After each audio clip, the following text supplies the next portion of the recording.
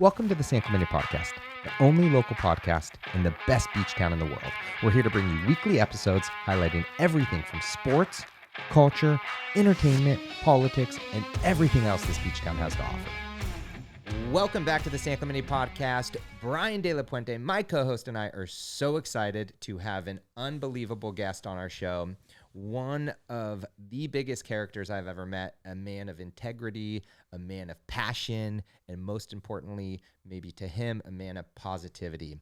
Justin Brown is his name. He also goes by JB. JB, Justin, welcome to the podcast. Oh, I am so pumped to be here. Thanks, guys, for having me. You're so welcome. That was good off the cuff. Dang, right? Whew. Just right into it. That was good. That was outstanding. I got chills like, this is me? you write What's going that? on right now? Did you write that before That's we got you? in here? Oh, man. And the mic dropped too. By the way, not only do we have JB and Justin on the podcast, but we also have the best center to have ever played for the New Orleans Saints, who, again, I'm so proud to call my partner and my co-host of our podcast, and Brian De La Puente, DLP. DLP, ask him a question, lead us in. Justin, JB, what's going on? Thanks for being here. Happy to be here. Hey, let's start. How'd you get into the business? Talk to me about Positivity Brands a little bit. Yeah, for sure. I can definitely do that. First of all, I'm in the beverage industry.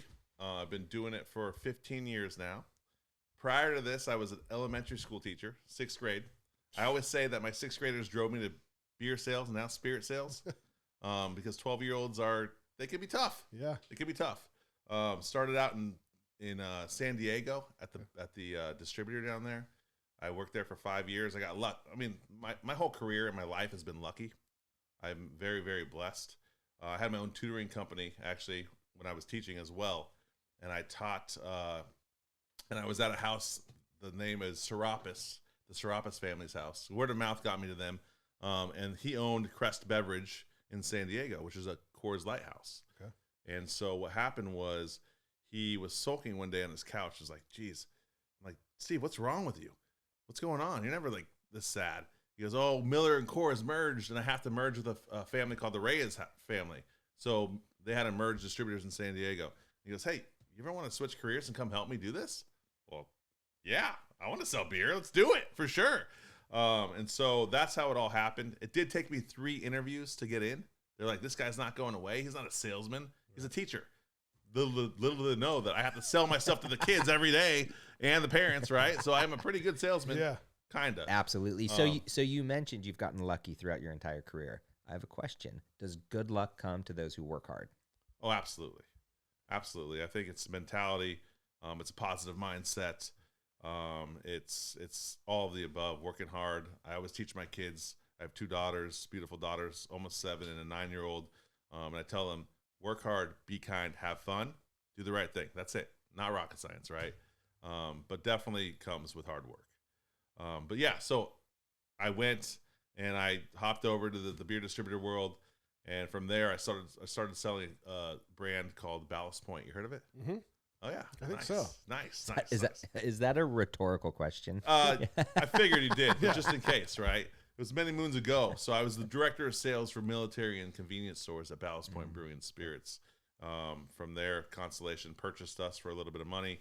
I was then under Constellation for 6 months. I reached out to my mentor in the industry who took the Ballast Point Spirits to Cutwater Spirits. I'm sure you've heard of them. Yep. And 6 months in, I said, hey, I'm not happy with my job. What do you got? He said, you know what? Why don't you come be my VP of National Accounts at Cutwater Spirits? So built that. 2.5 years later, sold that to Anheuser-Busch.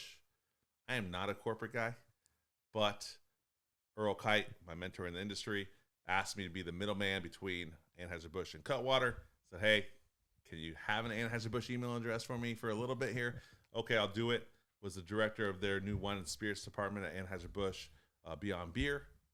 And for 11 months during COVID, that's what I did. Okay.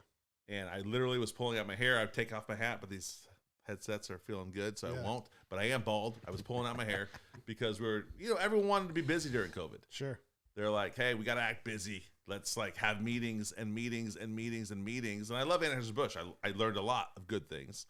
But again, my RTD category, ready to drink, started blowing up during COVID because everyone was home wanting to drink, right? And wanted to be easy. Everybody. Sure. Everyone. Yeah. And so I was like, I could sell 1,000 cases a day, but I'm on a call right now about who's going to be on a text thread. I'm trying to build this Beyond Beer team. So from there, for the first time in a decade, I looked for a job, and I found Onda Tequila Seltzer, 8 pages down. I talk about luck, right? This is a crazy story. 8 pages down, like BevForce, one of my beverage job search places. So I apply. They were looking for a sales rep in New Jersey, New York. And I was like, you know what? I'm going to put my resume out there. I'm not a sales rep for New Jersey and New York. I know a lot of chains. I can get to chains very quickly across America. And I applied, and they're like, hey, you're not for this role, but we want to talk to you. About 3 weeks later, I tricked them into hiring me. I was employee number 1 on a tequila seltzer. 2 years later, we were a top 10 spirit-based seltzer in America. 2 years later. Yeah. From there, I was like, dang, I'm really good at getting small brands that deserve to be everywhere into these chains into a lot of states.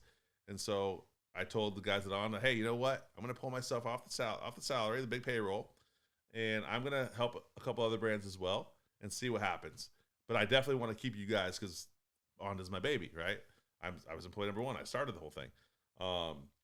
And so they said, okay, you know what? We support you. Let's do this. And that's how Positivity Brands came to fruition.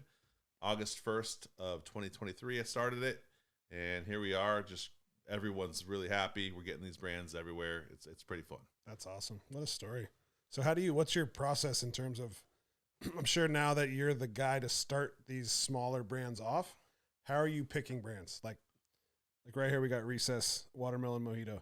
No, mocktail. It's amazing, right? So how do you go pick these Recess? Yeah, this is one of my, half dozen brands. That's a or great whatever. question. It's a very good question. And I said I was a good salesman to the kids earlier, right, when I was a teacher, because I was. But I really am not a good salesman. I have to be passionate for the brands in order for me to actually do a good job. Right. So first of all, is it on trend? 1. 2, do I like the people, right? The people do I like the story? Do I like the founders? Because I don't want to work with jerks anymore. I don't. I've done that. I've done the corporate thing for little stints here and there, and I just want to work with cool people. Sure. And I want them to have good stories. And I have to like the liquid, because if I don't like the liquid, I'm not going to be able to get it to the masses, right? So those are pretty much the 3 prerequisites of what I have and what I do. So it's got to pass the taste test. The JB taste test. Well, I have a panel, right? My wife and our friends, and hey guys, let's try this out. And I do have a panel to try it. I'm like a buyer at a chain, like a Albertsons or a Walmart or a Target, where they have the Trader Joe's. They have a panel. If they try it and majority of them like it, they're probably going to bring it in. Yeah. If they don't like it, it's not going to happen. Yep, absolutely. It's amazing. As we get older, and maybe it's just because of where we're at, none of us want to work with a-holes, right? And I don't think it has to be that way. I was thinking about it as you were saying that. I'm like, does everybody have to go through the ranks of working for a prick? But I'm like, no, because you're building a business. We're building businesses. We're not going to be pricks to work for. So hopefully, right, our positivity and our passion and vision can inspire the next generation. And like I said, it's one of the many things that I appreciate about you. 100% agree with that. I mean, it's funny because I do want to grow my business, and I need to, because I do get hit up a lot. It's only word of mouth. So it's like that little card that Hitch has. Hey, that's the only way I'll be able to talk to you. And I do need to grow. But I have the people in my mind of who I want to hire, and everyone's like, oh, I can't wait to work for you. And I said, you're not going to be working for me. You're going to be working with me. Yeah. Right. I'm not, I want everyone to win.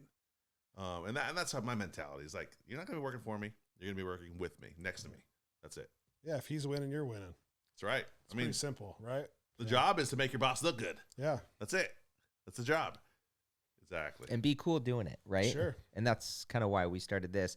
One of the first times I met you brought a lucky coin out. I want to go into this story. I don't know. Have you heard the story, Brian? Not. I'd love to. So Brian hasn't heard the story of your lucky coin, but I think it is, a great story, A, and B, just, kind of sets the tone of like kind of how life works. Of course, 100%. And I think that story came to fruition because you were like you said something about luck too. and having a Lucky Charm maybe. Yes. Is that how it started? Yes, exactly. We were out front of the studio. We were just, exactly.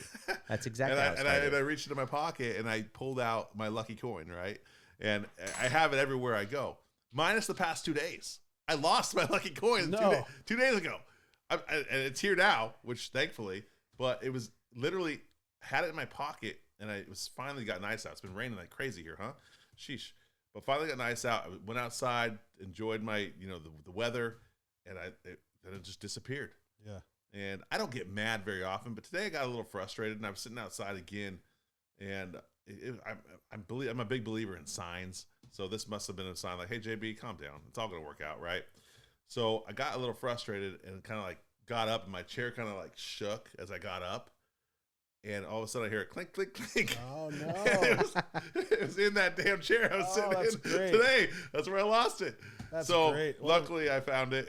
And to your point, it's just all about hard work, positive mindset, having fun, being kind. It's not rocket science, It's not. And I think people overthink life, their professional life, their personal life so many times when it's not that difficult. Totally. But it's a metaphor for life for sure, right? 100%. Sometimes you'll have hard days. Sometimes you'll have good days, but you got to stay the course. You got to stay the course. And when you have bad days, you can flip any situation into a positive, right? Things happen for a reason. They always work out for the better. It's going to be okay. Sometimes we don't know why things happen. Right. It's, but it's sure. You got to stay the course. Yep. 100%. Yep. If you can turn a setback into a positive direction, that'll be huge. And talk about positivity too. It's like, so when I started at Crest Beverage way back when, there was a few people in there that were like, dude, this JB guy, he's so fake. Like, how can someone be that positive? And I've been training my mind to do this since middle school, high school. Like, it is hard. People come up to me now like, it is hard. It is. It's hard. It's very hard. But if you just just read the right books, meditate, write down goals, whatever you need to do, work out, get outside. It all comes together, and it takes a lot of practice. It does. Yeah. Yep, absolutely. So the coin, where you carry it every day. Yep. Where did you get it? How did it start? That's another great question. It is a good question. It is a good question. Well, it's actually, I got it at a coin show when I was little. And it was in a case, like a little package thing. And on it, it said $33. So I must have bought it way back when for $33. I looked it up. It's first of all, I can't even see it right now. It's a 1892 coin, right? And coin. I looked it up, and if it was in mint condition, it'd be like 30 grand.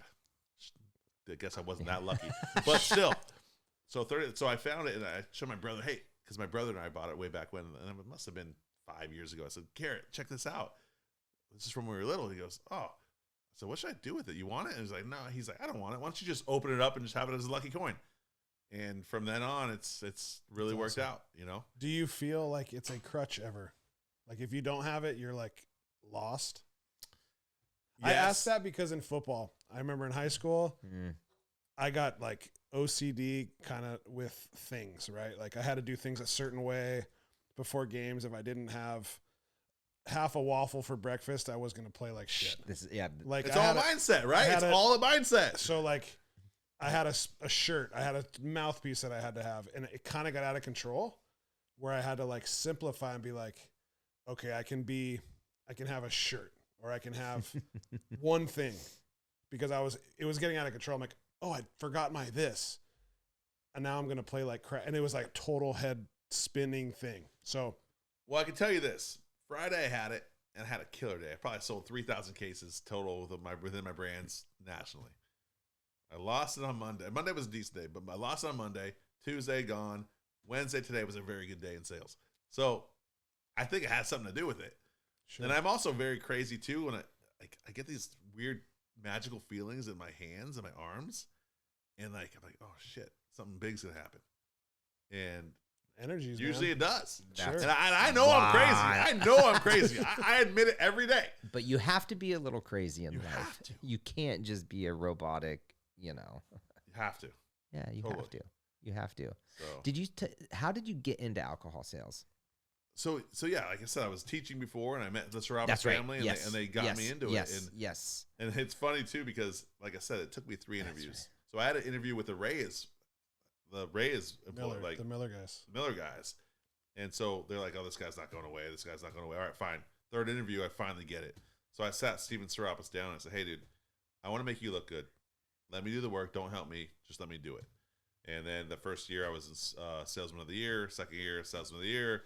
Third year, I got promoted. We won a Constellation Kahuna Cup, which is a big brand. It's Corona Pacifico.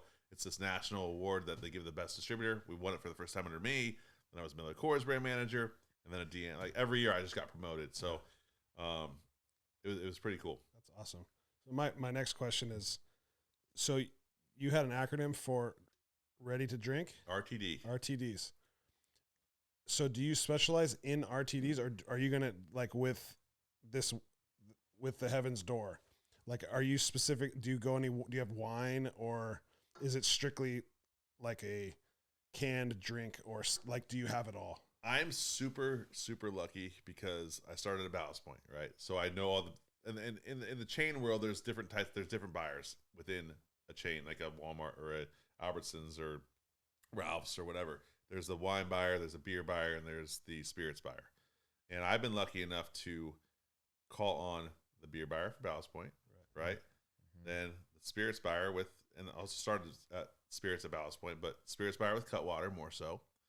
And then also the wine buyers, because I started that department after I sold Cutwater to Anheuser-Busch Beyond Beer, so I had to do wine as well. So I know all buyers out there.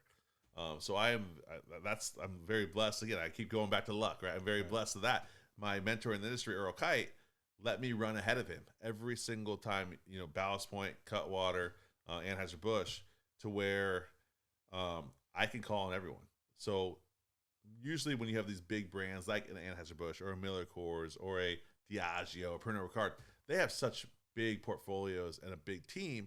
They go, okay, you're going to call on Target. Okay, you're going to call on Walmart. You don't get to call on everyone on regionals to nationals. And in the drugstore department, the C-store, convenience store department, grocery, and packaged liquor, where I've been lucky enough to go beat everyone. And I don't want to just go and meet in your office. I want to go have some fun. Let's go to a ball game, golf, where applicable, where they're allowed to. Sure. Go to dinner. And I don't want to just go out with you. I want to know your spouse. I want to know your kids. Like, bring them with us, because these buyers and these distributors too, they get pulled left and right, up and down, and they're always going out. But guess what? They're usually leaving their spouse and kids at home. Sure. But I want us to all have fun. I don't want you at dinner with me thinking about, oh man, my wife's going to kill me, my husband's going to kill me, because I'm always out. Yeah. So that's why I kind of bring them all together, and then we actually create a real relationship. Right. And you get to do fun. I mean, taking kids to a ball game, like, those are memories that they remember. Always. All of a sudden you say you're not a salesman, but that's like a direct pipeline. Oh, like, man. And I said, I'm so proud of my kids, my 2 daughters. I'm a hashtag girl dad guy. Sure. Always, right? I love it. And I attach, they've sold a lot of booze in their life, even though they don't know it, right? 'Cause I'm so proud. I attach pictures and all that. Yeah. On every single email of the girls and what they do. And speaking of girls and girl dad and girl power, even, it's incredible to see. And I'm going to get emotional probably. My industry used to be a very male driven industry, right? A lot of, it's the good old boys, that's it. And it's so refreshing to see how many females are doing such big things in my industry right now. It's cool. Awesome, right? I mean, I could name off Albertsons, Von Pavilions buyers, a female, Bevmo, GoPuff. I mean, you name it. I mean, I sent out emails the other day, International Women's Day. I sent out, I want to call it 200 emails to big buyers and distributors too, females, just thanking them for paving the road for my girls. Like, it's just incredible to see. Cool. So I'm pretty pumped about that as well. That's amazing. Yeah. That really is awesome. So as much as you get to go out and have fun, entertain, and build relationships, you mentioned that you're on the road a lot. You're having to travel a lot for your job. Speak on that a little bit. Oh yeah, I can speak on that a lot. And it's funny because I started traveling about 100 plus nights. Now I'm up to like 150, 175 a year. And everyone, when I first started, was like, oh, you're going to get sick of it. And honestly, I want more. and sorry, babe. So let me apologize to my wife. Sorry, babe.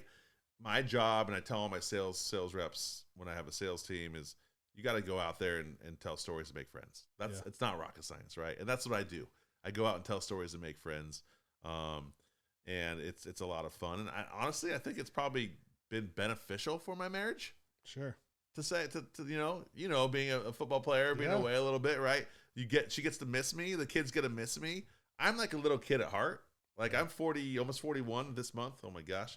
But I feel like I'm 25 and I probably act like that. And so I'm the one doing the, cannonballs in the pool. I told my wife back in the day, like, hey, we're having kids so that I'm not the creepy guy at the trampoline park, right? That's why we're having kids, because I want to go to these things.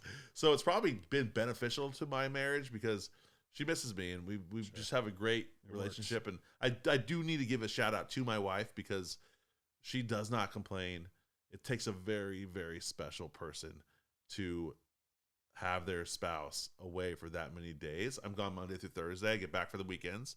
But she works full time. The girl, luckily she's a teacher. The girls go to school with her. But I mean, man, what a special person. Yeah. Right. That's amazing. Complain. Wow. So out of the 150 days plus or minus that you're gone a year, are you traveling to a certain part of the country more so than the other, or? So yeah, for me, it's yes and no. So your question about RTDs, right? Do I specialize in RTDs? The answer is yes. Okay, I help build the category, I feel like, with my buyers out there. Like, we brought Cutwater. That's what really made these things explode. So the top 5 RTD states, I want to say in America, that's always been for Ballast Point, Cutwater, and Onda, have been California, Florida, Ohio, Illinois, and in all states, Massachusetts. So I'm in those states a lot, but I go to Texas often, Louisiana, you name it. I'm pretty much in every state. Yeah. I'm going to head up to Maine this year. I've never been to Maine, and I want some lobster, and it'd be great with a Good Boy or an Onda or whatever. So I'm absolutely going to do that this year. So I got to pick and choose where I go, but I obviously want to make it beneficial and really impact it, compact and impactful together. So like the other day, 2 weeks ago, I was in 4 states in 1 week, and I had 7 meetings. I was in Arkansas, Texas, Nevada, and California for meetings. Wow. In 1 week. That's crazy. What's the strategy in moving into a new market? So the strategy is, really, it used to be independents, on-premise builds, brands, but since COVID hit, everyone's shopping at the grocery stores, everyone's shopping at the chains. So really, I like to go to the chain states because that's where the volume's at. That's where, you get a lot of outlets for a brand. And that's my specialty. So I really like to go to the chain states, and those states I named minus Massachusetts, and I just have a really good distributor partner there, always, that I use. They do really well. But chain states is where I usually go to.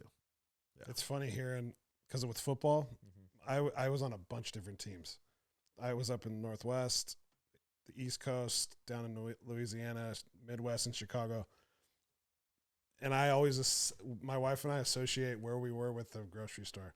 So you went through all those different names, and you're like, oh, Safeway, that's Bay Area. Oh, that's up in the Northwest too. And then you went to down in New Orleans, Winn-Dixie's where we shopped, and then Rouses. Come on, Rouses. No, we were in Winn-Dixie though. I want to say, but it's just a trip because you don't hear. You rattle them off so like naturally. But I say that to my kids, and they're like, what did you just say, Dad? Wegmans? Come on, Wegmans? Yes. Legit. All of it. Legit Wegmans, right? Why? Yes. Why? What's different about it than like a Pavilions or a Pavilions is great too. Or any, of course, but yeah.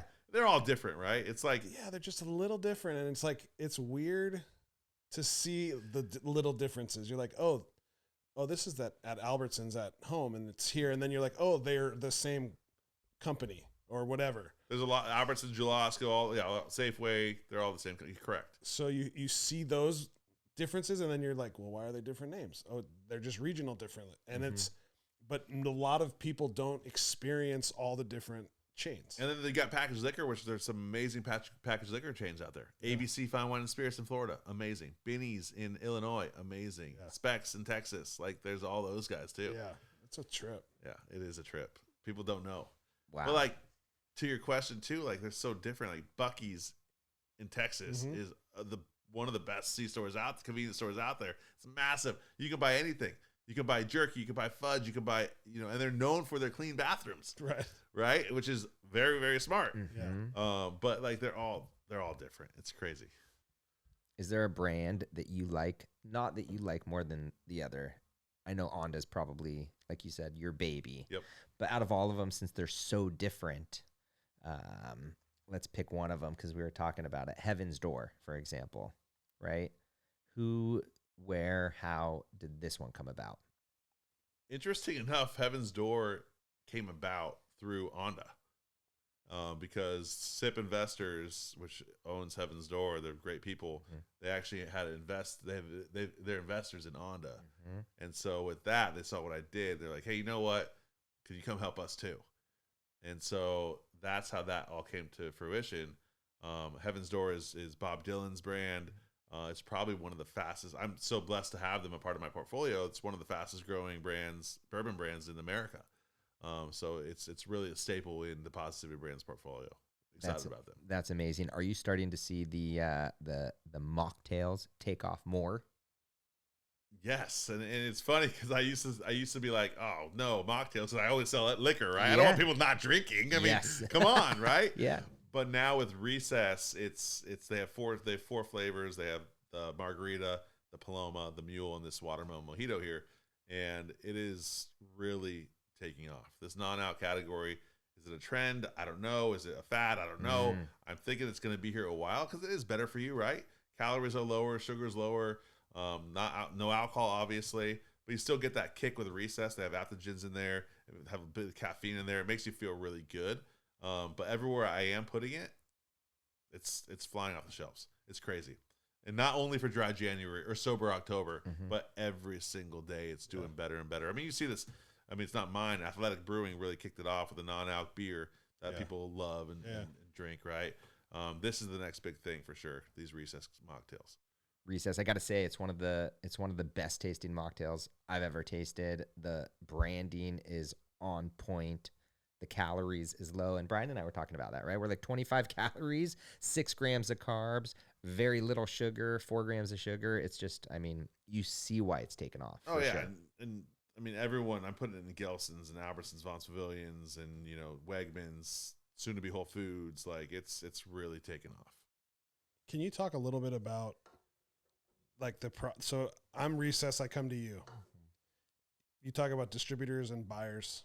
What's the difference? And, like, do you have both of those relationships? Do you have to kind of massage the middleman? Are you the middleman between the two? How does that all work? Yeah, it's a great question. With non-alcohol, you can go direct, but we can go down that road later on. But with alcohol, you need to have a distributor. It's it's a 3-tier system where the supplier sells to the distributor sells to the grocery store, liquor store, bar, who all have their own buyers, correct? Correct. So like a Target has a buyer, a Safeway has a buyer. Correct. And they're talking to the distributors are selling to them.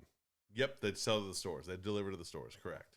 So that said, we have this 3-tier system so we can really level out the playing field as far as pricing goes, right? One guy over here, this bar here gets it for X amount, and this bar gets it for way less. No, that's no more. And really Prohibition helped pave the road for that, to make it even playing field. Gotcha. And so distributors, which there are a bunch of them, right? For liquor, the top ones are Southern Glazers, RNDC, Breakthrough Beverage, and those are really the top 3. And the beer, there's Reyes, which is huge, who I used to work for. But there's a lot of big distributors out there that cover a lot of states. And so luckily I have the relationship with most of them. So I do both distributor management and networking, and also the chains. With the chains are, like you said, there's one buyer for Target, or there's one buyer for Albertsons, Vaughn's, Pavilions, where you go and so when you walk down a grocery aisle, like at a Pavilions or an Albertsons, there's one buyer that for spirits, and there's also the beer and wine, right? These 3 buyers are the ones that, okay, this Good Boy vodka is right here on the shelf. This on the tequila, is it with the tequila? Right here on the shelf. It's drawn out. And the buyers from those stores set up the aisle? Correct. Well, distributors help set it up. It's called a reset. usually Is in the there spring. more value to like where it is on the shelf? Absolutely. I hate to say this, but I always say that if you're on the bottom shelf, you probably shouldn't even be in the store, because that's where brands go to die. No one's looking down when they're shopping, right? They're looking. So you want to be eye level. Yeah. You want to be, in the cold box, especially too, for cans. But definitely a big. And does the relationship help get placement? Relationship does help get Do you placement. pay for placement? You can't. Oh, you can't. That's a So great question. So who yeah. picks placement? The The buyer? buyer does. The one person, yeah. Oh man, that's. I mean, they have a hard job. That's how I relate They with can them. make some So- enemies. Yeah, it's true, but you also, they want to do what's right for their stores, right? Sure. They see the numbers. There's a thing called Nielsen data and IRI data, right? Okay. And that's the data that whatever goes through the register, that clicks onto that data. So it shows you what the top brands are. All So the way they can down to the you can bottom. make a case. You're like, we've sold 50% more recess. They're getting the best spot. Correct. Gotcha. Exactly. That's how. So they it's do not it. like I like JB better than Jeff. Nope.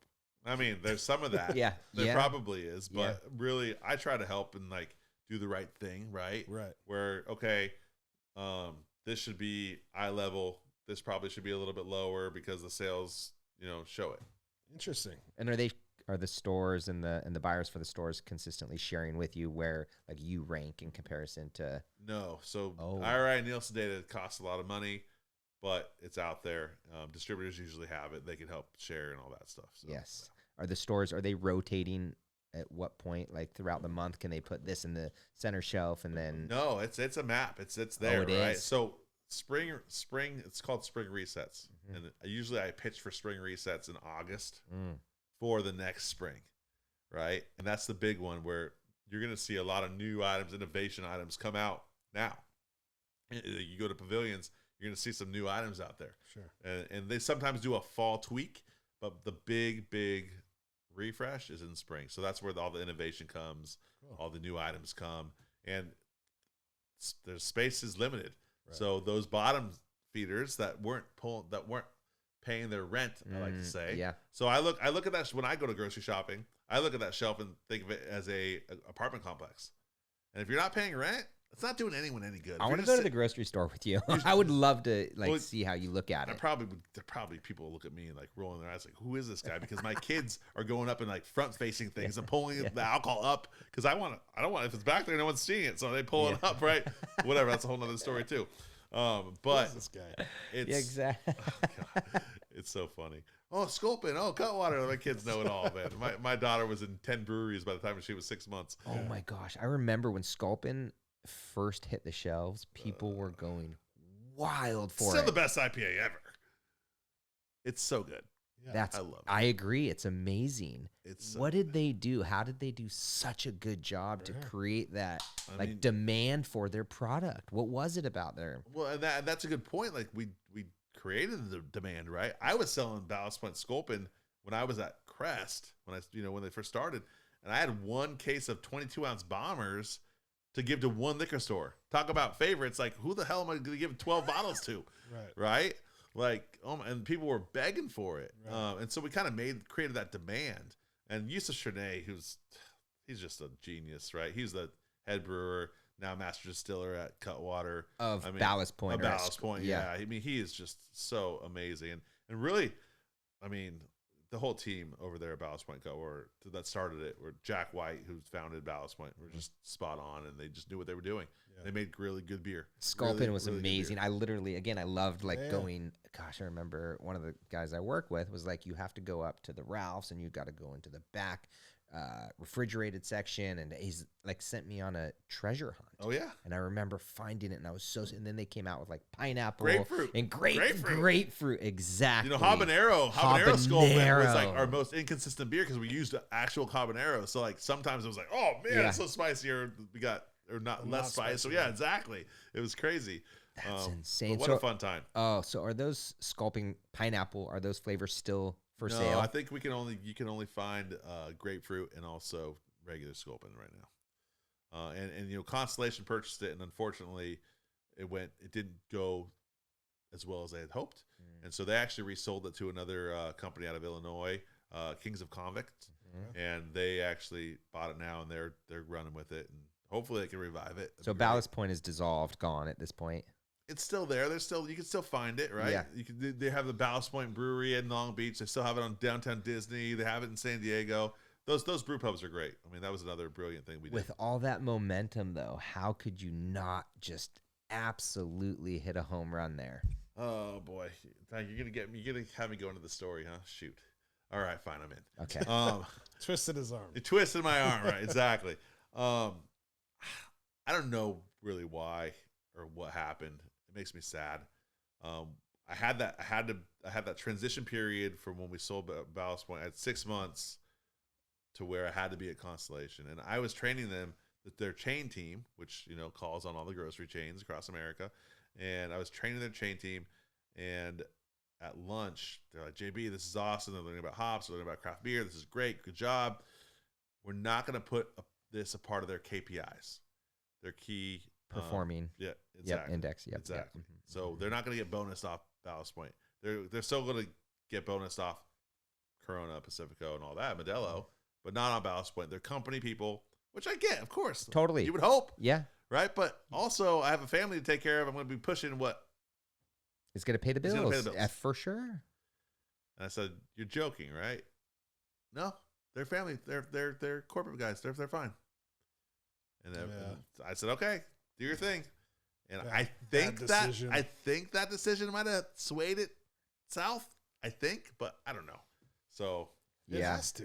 Yeah, of course. There's no doubt about it. I know. Absolutely. But think about, again, even that scenario or scenarios like that of companies that don't pivot, right? And they don't do what is so simple, what we've been talking about, right? It's so simple. Overthink it. Overthink it. They do. And it makes me sad, but I still love Sculpin. Great for Sculpin. I still buy it at Sprouts. Yep. But how exciting does it make you too, knowing that you're now representing brands that are on the come up, that are at the same place that Ballast Point Sculpin was at one point of their career, and you're getting to deal with the executives, right, and the sales reps in these organizations. How fun is that? It's great, and really, like, why I did what I did and left Onda to do Positivity Brands is because there are so many great brands out there that deserve to be everywhere, and for the people, it deserves to be in their refrigerators, right? But people just don't know how to do it. And like kombucha cocktails, I represent. It's kombucha vodka, first of its kind. And when I sat down with him, he came down here he lives in Newport, the founder, great guy, one of the best guys I've ever met, Keith. And Keith McDonald, he came down and we met at Pizza Port. And he goes, "All right, I brought some samples. I want you to try it." And I tried it, and I was like, "Oh my God, I'm not a kombucha drinker. I'm not." Right. I was like, "What is this? Like, why are you not in every Whole Foods?" And the words out of his mouth was like, "I just don't know how to do that. I don't know. I don't know." And guess what? That's like music to you. I do. Yeah. And guess what?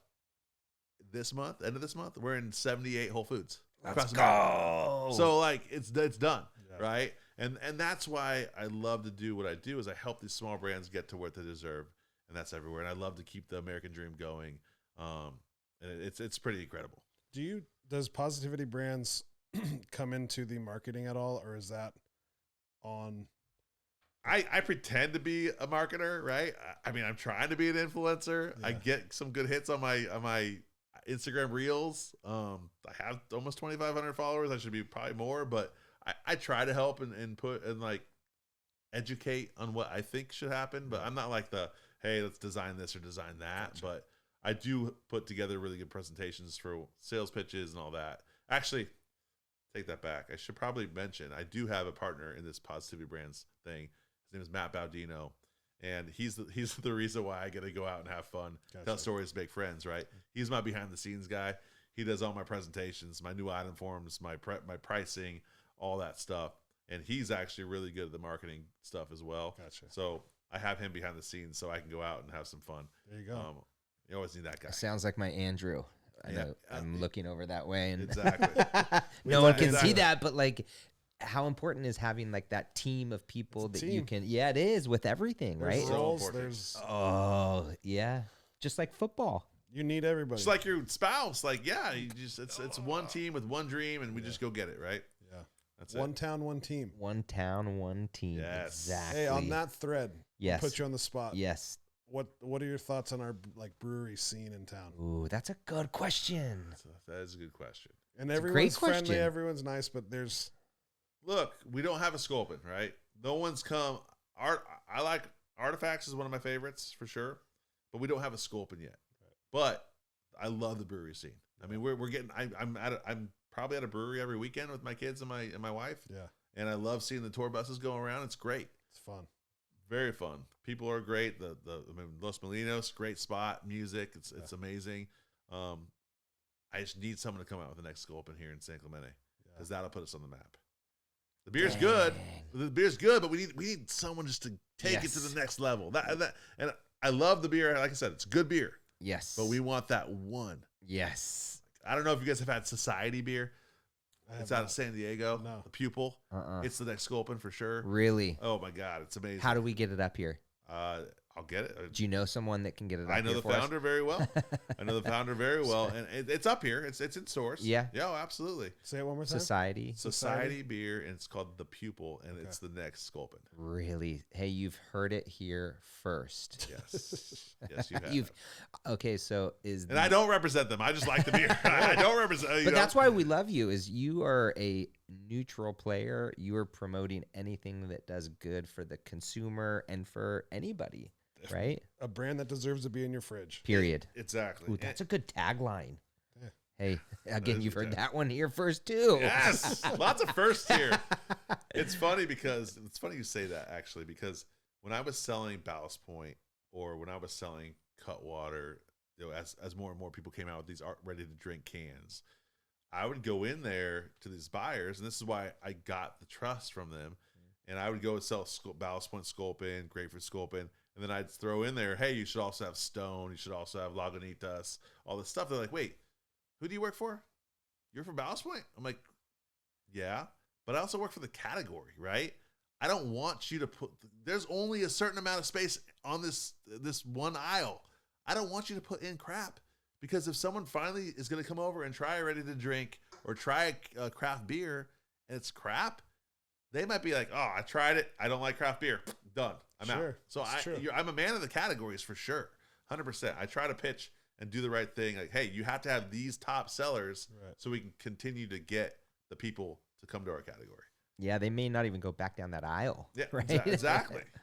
That's interesting. Wild. So are the breweries, and is that still in its like early stages, or is it? Because the reason I ask that is because you're starting to see, or at least I am, and I could be wrong, distilleries, whiskeys, right, and those types kind of make their way into the brewery scene. And I think a brewery even went out of business. But so you're on point. You're spot on, right? And in craft beer world right now, it's tough, right? You can't really go national anymore with a craft beer. It's more of a regional play, right? That's just the way people are going towards the community. They're grasping toward hey, regional beer. It's local. I'm going to drink it. If you go national with it, it's tough with craft beer. We used to sell a ton of 22-ounce bombers. There's no more 22-ounce bombers out there. There's not. Right? There's just 6-packs and 16-ounce cans, and that's it. But people are also realizing, you guys were looking at calories earlier, right? 95 calories here, 25 calories there. You guys were talking about it. People are realizing that beer, you said it, I think yourself, you have 4 or 5 beers, you're feeling bloated. That's a lot of calories. Yeah. They're realizing that tequila is really good for you. Like, not good for you. Alcohol's not good for you, but less calories. It's more flavorful. Clean. Bourbon, same thing, right? Clean and all that. So people are going towards spirits. It took me a long time to educate the community on this. I mean, when I first came out with Cutwater, I think I told the story earlier today, we wanted to come out with a 12-pack, right? And this is when White Claw and Truly had just come out. And White Claw and Truly, people thought at first, and they probably still do, that was vodka. Right. But that's flavored malt. That's a beer, right? Really? So I know that. Learned something new today too. I didn't know either. That's a beer. So if I came out with a 12-pack of Cutwater, price point on that would have been $34.99.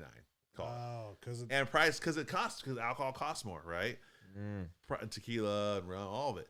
So White Claw and Truly, 12-pack was $16.99.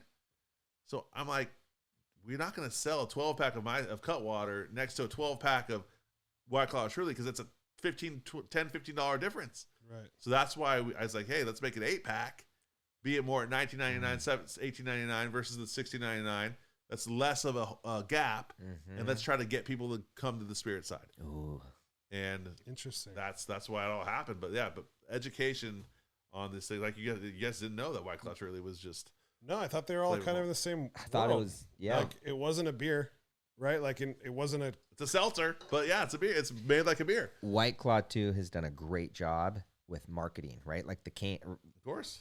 the can So, size, like, yeah. That when you're making that, is it like making a mixed drink at your house, and then you put it in a can, seal it up, and it's good to go? So when you're making it at your house, you're probably making it a little bit stronger, right? You're putting a little bit more alcohol in there, and then these are more of like 4.5% to 5%, like less. But if I'm going to Los but Molinos, the answer is yes. Yes, it's like making your own.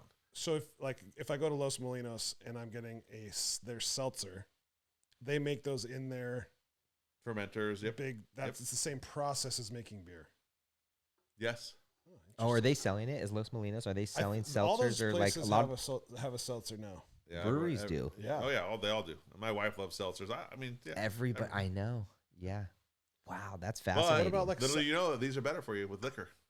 Yeah, exactly Less carbs, less Yeah. sugar, all of it. Yeah, yeah. love me a good John Daly. I was gonna say, and a good boy. Are you kidding me? Like, if that does that not make you want to have a good boy? Yeah. Just looking at it, right? Well, the cool thing about Good Boy too. Yes, there's John Daly involved. We actually have one that's Citrus Circus. It's an orange crush that by Travis Pastrana. Pretty cool. But Good Boy, we always say every case, every pour helps a pup, right? Mhm. And so we actually, every case we sell, we actually give money back to the military dogs that are forgotten. They're out there fighting our fight too, Sure. and then they retire. And so we actually give back to our military dogs, our military, every case we sell. So we always say every pour helps a pup, which is incredible to me. Again, the founder is amazing. The same thought process as me. Let's give back to the community. So that's pretty cool that they do that. Does Good Boy Vodka have a bottled vodka? They do. Does do. most of the RTD drinks have like a liquor that's not their drink? Or I is would that- say no. Most of them don't. Cutwater, we had every single bottle under the sun, right? We Right. make everything in house. Good Boy does now. Onda does, which is great, but most do not yet. Gotcha. Yeah. Okay, cool. Are any of these companies looking to raise capital and raise money still? Always. I mean, always startups are. I mean, it takes a lot of money to build a brand, and I always ask some of my brands like, "Hey, are you raising money?" Like always, nonstop, right? And it's a fun industry to get involved in. So like, if you do have funds out there that you want to, I mean, all my brands I feel like are winners. If you do have funds out there that you want to put into something cool and make some money on, the liquor industry is it. Like it's growing. I mean, people drink what? They celebrate it. They celebrate with drinking. They're drown their sorrows with drinking. Like it's not going away. No. And we sure as heck know it's COVID proof. Yep. Like right, like people had took off then. Yep. So Yep. it's not going away. So it's a really good investment when you find the right brand. Yep, Right. yep. So if you want to get involved and you want to invest into any of these amazing companies, we will put all of JB's information down below, and you can get in touch with him. Highly recommend it. Is it harder today to raise money than it was a few years ago? Absolutely. I mean, the whole industry's changed dramatically, whatever you want to say, in the past 3 years. Distributors are different. The buyers are different. Like they're just buying in a different way. I think COVID really, everyone took everything in COVID because it was just taking off, right? It was good. It was a fun time. Now they're trying to kind of slow down a bit, trim the selection out there, distributors and chain buyers. So, but it's going to get back to where it was pretty quick, I have a feeling. For sure. It's interesting because our really good buddy that owns Murph e-bikes, he was saying how he kind of got lucky. He did a private equity deal and acquisition with his company, but he's like, I couldn't have done that deal today. Right place, right time, like everything just lined up. It's crazy how that works too, and it's so. I don't like greed. Like I see some companies that are like could sell for 100 million right now, and they won't because they think. And I get it, right? Like it's your baby, you built this thing, and you believe it's worth more. God bless you. Right? Well, Silent. yeah, that was so good. Sorry. I missed it even. I almost, That was really good. I almost exploded. America's Got Talent right here. Come on, that was talented. That was so good. So good. I almost exploded. You did. It was so good. Oh man. But it's funny because at Cutwater, before we sold, and my mentor in the industry, I've brought him up a few times, Earl Kite, he like so standoffish, like he wouldn't answer my calls every once in a while, like what the hell's going on? And I got like 20,000 points of distribution in Walmart for Cutwater, like just freaking crushed it, right? And I call him like, dude, and he goes, hey, sorry, I have to tell you this, I sold Cutwater to Anheuser-Busch. I'm like, what? Like, we could have made so much more money. I just got 20,000 pods, like all this stuff, but you never know what's going to happen tomorrow. Right. You don't. And so, thankfully, he knew what he was doing, and he was like, sorry, I did it. And thankfully, he did, right? So sometimes you just got to take what's there, and because you don't know what's going to happen tomorrow. Right. Absolutely. I know we've talked a lot about luck, timing, and, hard work, but at the end of the day, you have to do what you love, keep working hard, and that's something that we're passionate about, and you are as well, right? And we're trying to push that on to the next generation. And if there's anyone that is out there that wants to get into this line of work, any advice for them? Man, I guess I keep saying it, that I fall more and more in love with my industry every single day. And the advice would be, it's a grind, right? You have to be ready for the grind. I say it's not rocket science, and it's telling stories, making friends. That's a big part of it. But it's also following through with what you do, following through with what you say. It's just doing the right thing, but it's a lot of work. I'm up at 5 a.m. I don't go to bed till I stop working till 6, 7 p.m. sometimes later when I'm traveling, right? It is a grind. And look, I know I'm good at what I do. I've worked hard for what I've done, but I always think of life and this industry, my industry also, as a video game. Okay. I like to beat the levels. I'm never going to beat Koopa Koopa because I always want more, right? You got to better yourself every day. You have to have that mentality. And look, if you get stagnant and you're just on cruise control, it's not going to work, because guess what? Second place is going to pass you. You got to get better every day. You have to have that mentality. Yeah. Absolutely. It's a great message. That's a great message. And that's a great way to wrap it up. I want to thank you for your inspiration, your passion, and most importantly, your positivity. And on that note, punch a boom. And I also want to thank our other partner, Andrew Street, who is, again, not on the camera, behind the camera, but the reason why we're all sitting here today. And he's connected us all. So 100%. On that note, Justin, JB, thank you so much for coming on the podcast. We can't wait to have you back again, but thanks for coming on. I'm pumped. Thanks, guys. Right on. Thank you for listening in. Join us for another episode next week, coming to you from our studio on Del Mar in downtown San Clemente. Make sure you follow us on Instagram at the San Clemente Podcast, and subscribe to us on YouTube and Spotify so you never miss an episode.